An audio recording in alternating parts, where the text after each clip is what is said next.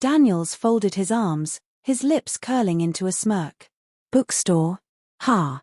That bag of yours, what's in it? You carrying anything I should know about? The implication was clear, and Marcus felt the weight of the stares around him.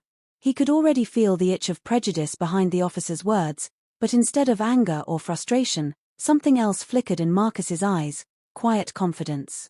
You want to check?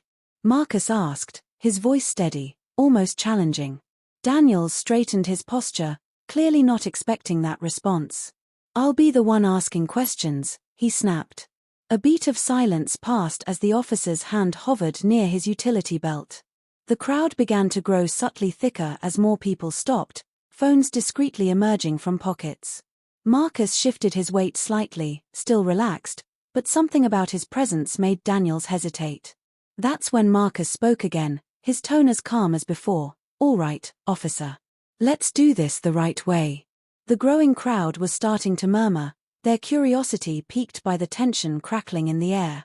Marcus's composure, unshaken by the officer's implied threat, seemed to unnerve Daniels. The officer squared his shoulders and moved a step closer, his boots clinking faintly against the pavement. Drop the bag, Daniels demanded, his tone harsher now, as if raising his voice might mask his uncertainty. Marcus remained still, his expression unreadable. Sure, he said after a moment, carefully removing the bag from his shoulder and holding it out. His calmness wasn't submission, it was strategy. As Daniels snatched the bag, Marcus's gaze remained fixed on him. There was no fear in those dark eyes, only a quiet power that seemed to unsettle the officer further. Hands behind your back, Daniels barked, reaching for the cuffs on his belt. At this, Marcus raised an eyebrow. Am I under arrest? He asked, his voice steady and unyielding. You're being detained, Daniels shot back, avoiding the direct question. You fit the description of someone we're looking for. The absurdity of the statement hung in the air like a bad joke.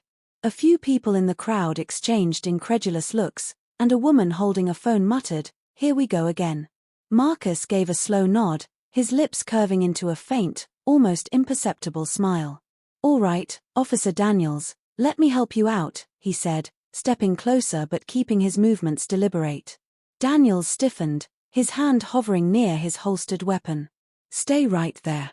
Marcus stopped, raising his hand slightly. Relax. I'm just giving you my ID. He reached into his back pocket slowly and pulled out a small, sleek card holder.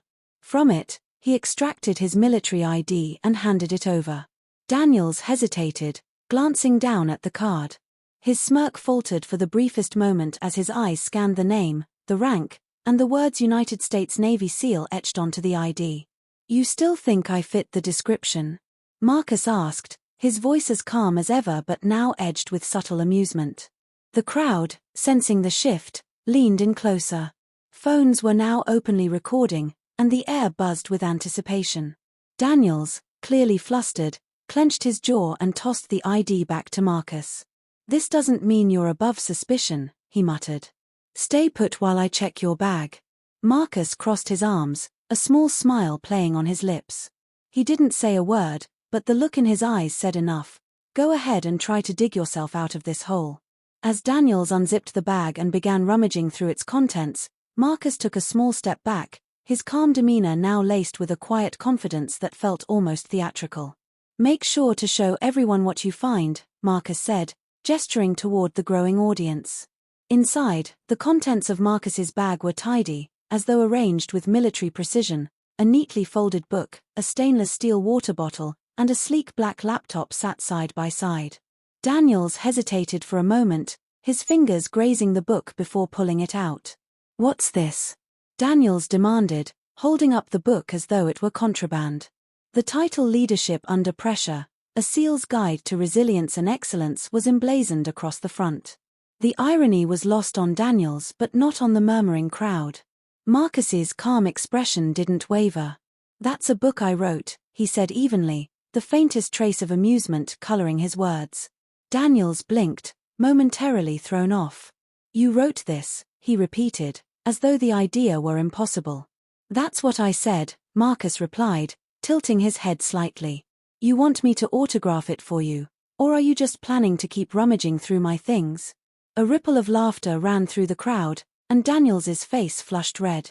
He shoved the book back into the bag with more force than necessary, clearly trying to regain control of the situation. Cut the attitude, he snapped, his tone more defensive now. This isn't over. Marcus raised his hands in mock surrender. Hey, you're the one making a scene, he said, his voice calm but with an edge that made it clear he wasn't intimidated. I'm just trying to go about my day. Daniels ignored the comment and continued rifling through the bag, pulling out the laptop next. He inspected it as if expecting to find something incriminating. When that failed, he set it aside and moved to the last item, a small leather-bound journal. Opening it, Daniels flipped through the pages, his eyes narrowing. The journal was filled with neat, precise handwriting detailing Marcus's thoughts and experiences from deployments overseas. A particular entry caught Daniels's eye: you don't fight for recognition, you fight because it's the right thing to do. Leadership isn't about power, it's about service. Daniels froze for a moment, the words clearly resonating on some level he wasn't ready to admit. The crowd, meanwhile, began to grow more restless. Anything illegal in there, officer? Marcus asked, his tone polite but laced with quiet challenge. Daniels slammed the journal shut and shoved it back into the bag, his frustration now playing on his face. You're free to go, he barked, stepping back as though trying to regain his authority. Marcus didn't move. Instead, he crossed his arms and raised an eyebrow. Not so fast, he said, his voice low but commanding. You stopped me, accused me of fitting a description, rifled through my personal belongings in front of all these people. I think we're owed an explanation. The crowd erupted in agreement, voices calling out phrases like "what's the reason?" and "you can't just walk away from this." Phones were now pointed directly at Daniels, their owners waiting for his next move. Daniels shifted uncomfortably, his earlier bravado now slipping under the weight of the crowd's scrutiny. Marcus stood tall, calm and unflinching, his mere presence making it impossible for the officer to brush this off. You're not going to answer? Marcus asked, his voice carrying effortlessly over the murmur of the crowd. What's this description I supposedly fit? It was a warm evening in downtown Arlington. The bustling streets were filled with chatter and life as people darted in and out of cafes and shops. Marcus Reed, a decorated Navy SEAL on leave, strolled casually down the sidewalk dressed in a simple gray t-shirt, well-fitted jeans, and sneakers. A leather messenger bag hung from his shoulder as he headed to a local bookstore to pick up a novel he'd been meaning to read. His mind was relaxed for the first time in months. Just as Marcus crossed the intersection, he heard the unmistakable sound of a police car pulling up. Tires screeched faintly as the car came to a halt. A white police officer, Officer Daniels, stepped out with deliberate slowness, his sharp blue eyes scanning Marcus like a hawk sizing up its prey. Hey, you! Daniels barked, his voice cutting through the street noise. Marcus paused mid-step, turning his head to meet the officer's gaze. You're in a bit of a hurry, aren't you? Daniels continued, his tone dripping with unwarranted suspicion. Mind telling me where you're headed? The question hung in the air, sharp and accusatory, but Marcus remained calm. A few pedestrians slowed their pace, sensing tension, while others continued on, seemingly used to moments like this. Marcus tilted his head slightly, his expression unreadable. Just heading to the bookstore, he replied evenly. Daniels opened his mouth, but no words came out. The truth was glaringly obvious to everyone watching. There had never been a description, just an excuse. Let me guess, Marcus continued, his tone still calm but now tinged with sharpness. Black man walking down the street, minding his own business? That about sums it up, doesn't it? The crowd erupted into a mix of gasps and murmurs, the tension building with every passing second. Daniels's jaw clenched as he struggled to find a response, but Marcus wasn't finished. You see, officer, Marcus said, taking a step closer, what you just did wasn't about keeping the streets safe. It was about power. You thought you could humiliate me, intimidate me, maybe even escalate this into something worse. But you didn't expect me to stay calm, did you?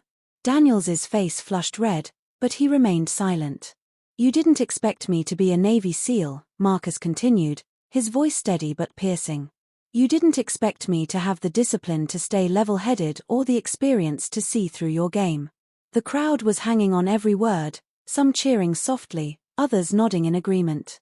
Marcus turned slightly, addressing the growing audience.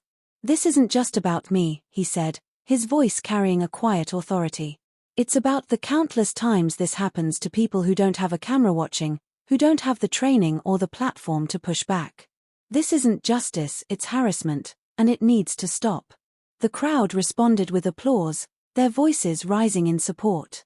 Daniels, now visibly rattled, tried to interject. I was just doing my job, he stammered, his earlier bravado completely gone. Marcus turned back to him, his expression one of quiet disappointment. If this is how you define your job, maybe you're not cut out for it, he said simply. The words hit Daniels like a slap, and the crowd roared in agreement. People began calling out phrases like hold him accountable and file a complaint. Marcus reached into his pocket and pulled out his phone, holding it up. Here's the deal, officer, he said. You're going to stand here in front of all these people and explain why you stopped me, or he let the implication hang in the air as he tapped his phone screen. Daniels's eyes widened as he realized Marcus had been recording the entire interaction. The officer opened his mouth, but no words came out. You don't owe me an apology, Marcus added, his voice cutting through the chaos. You owe every single person here an explanation for why you thought you could abuse your power. So go ahead, talk. The crowd fell silent, waiting for Daniels's response. The officer's face was pale now, his earlier arrogance completely drained away. He shifted on his feet, clearly panicking under the weight of the moment. Daniels stammered, his gaze darting between Marcus and the sea of recording phones. I was acting on suspicion, just doing my duty, trying to ensure public safety. The crowd groaned, the flimsy excuse igniting murmurs of frustration and disbelief. A man near the front shook his head, muttering same old story, while a woman called out, what suspicion? Say it plainly. Marcus's expression didn't change, but his presence seemed to grow more commanding. He took a deliberate step closer, his calm gaze locking onto Daniels's flustered face. Suspicion. Marcus repeated, his voice cutting through the noise like a blade. Let me make this clear, officer. Suspicion is not a license to harass. It's not an excuse to stop someone without cause, and it's certainly not justification for targeting someone because of the color of their skin. The moment stretched on, heavy with significance. The crowd watched, phones recording, as Officer Daniels's authority crumbled completely under the weight of his own actions and Marcus's unwavering dignity. In that moment, on a warm evening in downtown Arlington, justice wasn't just served, it was witnessed, recorded, and demanded by the very community it was meant to protect. The power of the badge met the power of truth, and truth prevailed.